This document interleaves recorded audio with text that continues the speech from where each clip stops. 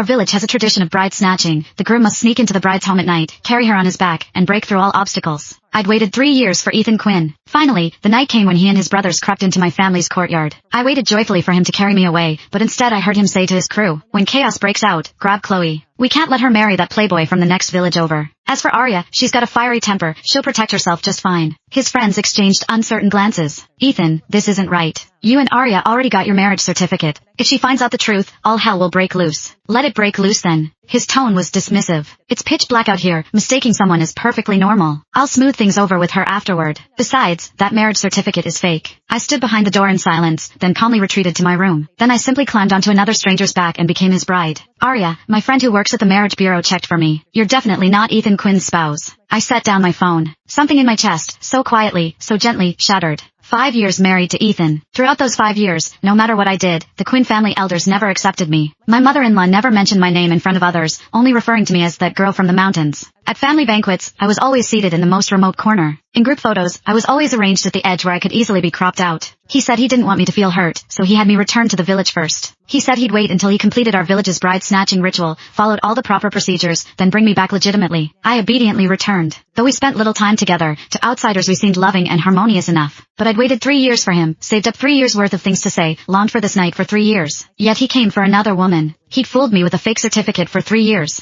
All just so I wouldn't discover, the person he truly wanted to capture was my stepsister, Chloe. I looked at the woman in the mirror, expressionless, neither joyful nor sorrowful. Soon, commotion erupted in the courtyard. The bride snatching had begun. People were shouting, "They're here, they're here." Someone laughed. Footsteps pounded past in chaos. Someone deliberately blocked the path. The firelight painted half the sky red. The excitement belonged to them. The excitement was for Chloe. The other group consisted of people from the neighboring village who'd come for the capture. They'd originally come to capture Chloe. According to tradition, if a girl was unwilling, she could hide away early and let them make a wasted trip. But Chloe didn't hide. She'd been waiting in her room all along, waiting to be carried away. And the person she was waiting for was my husband. The room I was in wasn't my usual one. It was Chloe's. That afternoon, my stepmother had called me over, held my hand, and spoke with rare gentleness. "Aria, tonight during the capture, you stay in Chloe's room. Your room is too quiet, the capture group won't find it easily. Those thugs coming for Chloe are troublemakers. You've always been tough since childhood, can take a beating. Not like Chloe with her delicate constitution, if she got hurt by accident, it would be terrible." I said nothing. I knew what she meant. According to village tradition, during bride snatchings, the groom's brothers would charge in first to seize the bride. The woman had to resist, struggle, fight desperately to prevent being carried away. This was called blocking the door. The harder you blocked, the fiercer you fought, the more precious the girl was considered. The harder the groom's side had to fight to carry her away. Those punches and shoves would land on you for real. My stepmother sighed, acting as though sharing her deepest thoughts. "Did you think that's all? My stepmother's scheme is far more than this. Climbing on that stranger's back was actually a plan I'd long laid out.